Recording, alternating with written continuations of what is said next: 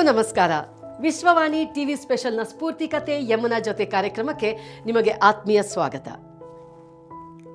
ಸೈನಿಕರ ಮನಸ್ಥಿತಿಯನ್ನ ಅಳವಡಿಸಿಕೊಂಡಿರುವ ನನ್ನ ಜೀವನದ ಮೌಲ್ಯಗಳ ಕುರಿತು ಇಂದು ನಾನು ನಿಮ್ಮ ಜೊತೆ ಮಾತನಾಡ್ತಾ ಇದ್ದೀನಿ.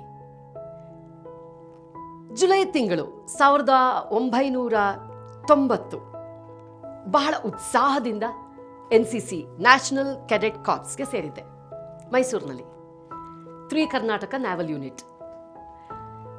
ಕಲ್ಚರಲ್ಸಲ್ಲಿ ರನ್ನಿಂಗಲ್ಲಿ ತುಂಬ ಚೆನ್ನಾಗಿದ್ದ ಕಾರಣ, ಡ್ರಿಲ್ಲನ್ನು ಬೇಗ ಕಲಿಯುತ್ತಿದ್ದ ಕಾರಣ ನನ್ನನ್ನು ರಿಪಬ್ಲಿಕ್ ಡೇ ಪೆರೇಡ್ಗೆ ಹೋಗೋದಕ್ಕೆ ಆಯ್ಕೆ ಮಾಡಿದ್ರು.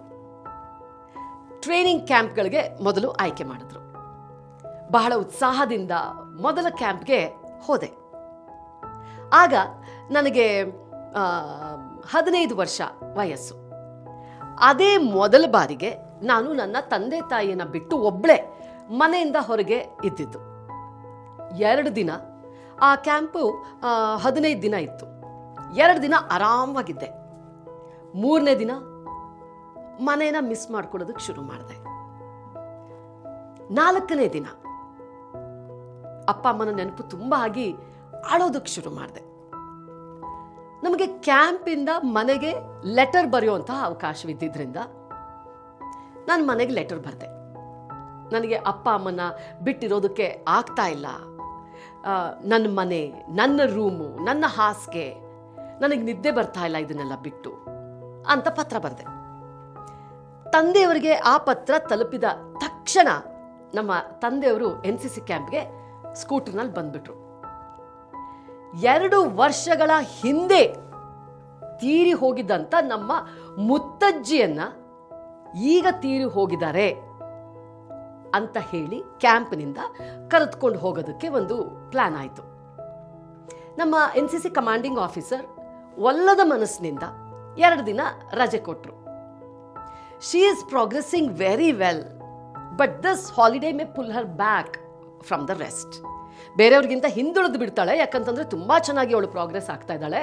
ಈಗ ನೀವು ಅವಳನ್ನ 2 ದಿನ ಕರ್ಕೊಂಡು ಹೋದರೆ ಹಿಂದುಳಿದು ಬಿಡ್ತಾಳೆ ಅಂತ ನಮ್ಮ ಕಮಾಂಡಿಂಗ್ ಆಫೀಸರ್ ನಮ್ಮ ತಂದೆಯವ್ರಿಗೆ ಹೇಳಿದ್ರು. ಅವ್ರು ಹೇಳೋದಕ್ಕೆ ನಾನು ತಲೆ ಕೆಡಿಸ್ಕೊಳ್ಳೇ ಇಲ್ಲ. ನನಗೆ ಮನೆಗೆ ಹೋಗಬೇಕಿತ್ತು ಅಷ್ಟೆ.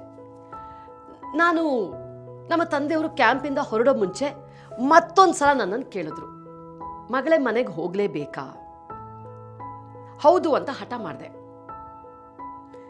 ಮನೆಗೆ ಬಂದ್ವಿ.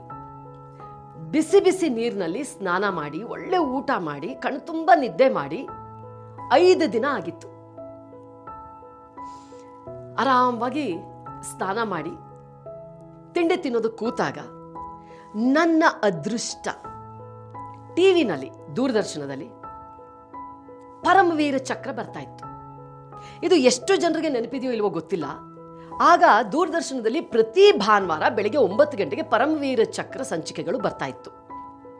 ದೇಶಕ್ಕಾಗಿ ಸರ್ವೋಚ್ಚ ಬಲಿದಾನವನ್ನು ಮಾಡಿದಂಥ ನಮ್ಮ ಸೈನಿಕರ ಬಲಿದಾನದ ಚಿತ್ರಣವನ್ನು ಬಹಳ ವಿವರವಾಗಿ ಪ್ರಸಾರ ಮಾಡಲಾಗ್ತಾ ಇತ್ತು. 1 ಗಂಟೆಗಳ ಕಾರ್ಯಕ್ರಮ ಅದು. ಅದನ್ನು ನೋಡ್ತಿದ್ದಂತೆ ನನಗೆ ತಿಂಡಿ ತಿನ್ನೋದಕ್ಕೆ ಮನಸ್ಸೇ ಬರಲಿಲ್ಲ.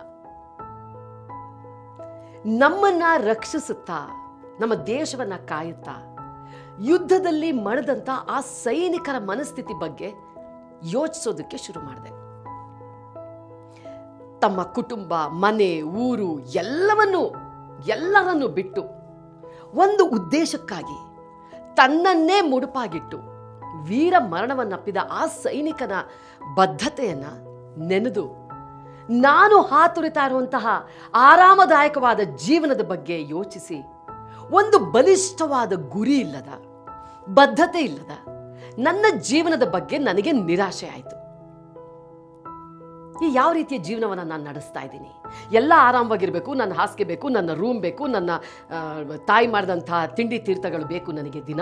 ಅದಿಲ್ಲದೆ ನನಗೆ 5 ದಿನ ಕೂಡ, ನಾನು 2 ದಿನ ಕೂಡ ಕ್ಯಾಂಪ್ನಲ್ಲಿ ನೆಮ್ಮದಿಯಾಗಿ ಇರೋದಕ್ಕೆ ಆಗಲಿಲ್ಲ ನನ್ನ ಕೈನಲ್ಲಿ. ಇದೆಂಥ ಜೀವನ ನಂದು?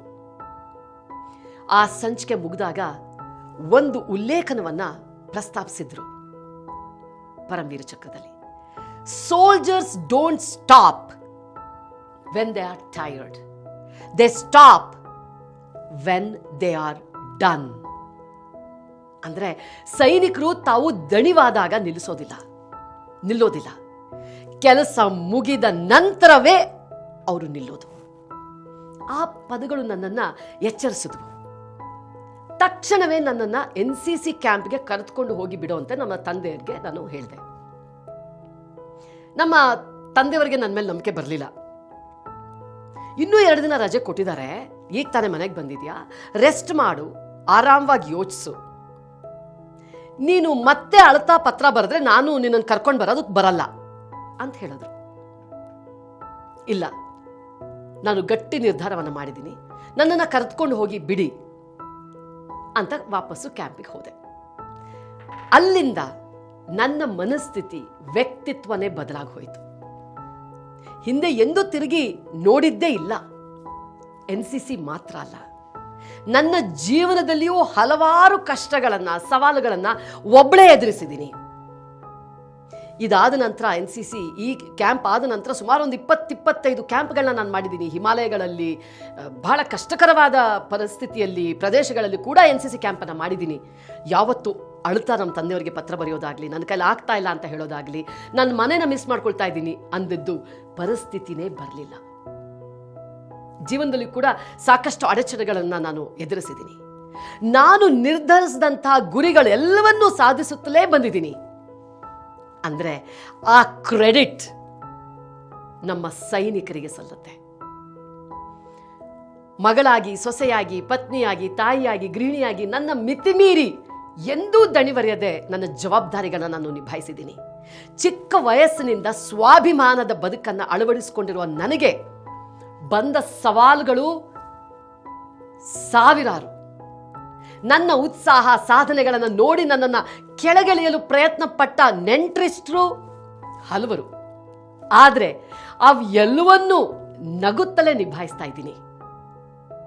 ಸೈನಿಕರು ನನಗೆ ನೀಡಿರುವಂತಹ ಮನಸ್ಥಿತಿ ಯಾವುದೇ ನೆಪವನ್ನು ನೀಡದಿರೋದು. Give no excuse in your life. ಬದ್ಧತೆ, ಕಮಿಟ್ಮೆಂಟ್, ನೀವು ಮಾಡುವಂತಹ ಎಲ್ಲ ಕೆಲಸಗಳಿಗೂ ಆ ಕಮಿಟ್ಮೆಂಟ್. ನಿಸ್ವಾರ್ಥತೆ, ಬಹಳ ಮುಖ್ಯವಾದದ್ದು ಸೆಲ್ಫ್ಲೆಸ್ನೆಸ್. ಸುಸ್ತಾಗದಾಗ ಅಲ್ಲ ನಿಲ್ಲೋದು, ಕೆಲಸ ಮುಗಿದ ಮೇಲೆ ನಿಲ್ಲೋದು. Don't stop when you are tired, stop when you are done. ಈ ಅಂಶಗಳನ್ನು ಜೀವನಕ್ಕೆ ಅಳವಡಿಸಿಕೊಂಡ ಕಾರಣ 50 ವರ್ಷಗಳ ನಂತರವೂ ಅದೇ ಸ್ಫೂರ್ತಿಯಲ್ಲಿ ನಾನು ನಡೀತಾ ಇದ್ದೀನಿ, ನನ್ನ ಜೀವನವನ್ನು ನಡೆಸ್ಕೊಂಡು ಬರ್ತಾ ಇದ್ದೀನಿ. ಹೀಗೆ ಮತ್ತಷ್ಟು ನನ್ನ ಅನುಭವಗಳನ್ನು, ವಿಚಾರಗಳನ್ನು ನಿಮ್ಮೊಂದಿಗೆ ಹಂಚಿಕೊಳ್ಳೋದಕ್ಕೆ ನಿಮ್ಮ ಮುಂದೆ ಬರ್ತೀನಿ ವಿಶ್ವವಾಣಿ TV ಸ್ಪೆಷಲ್ನಲ್ಲಿ. ಜೈ ಜವಾನ್, ಜೈ ಕಿಸಾನ್, ಜೈ ಹಿಂದ್, ಜೈ ಕರ್ನಾಟಕ ಮಾತೆ.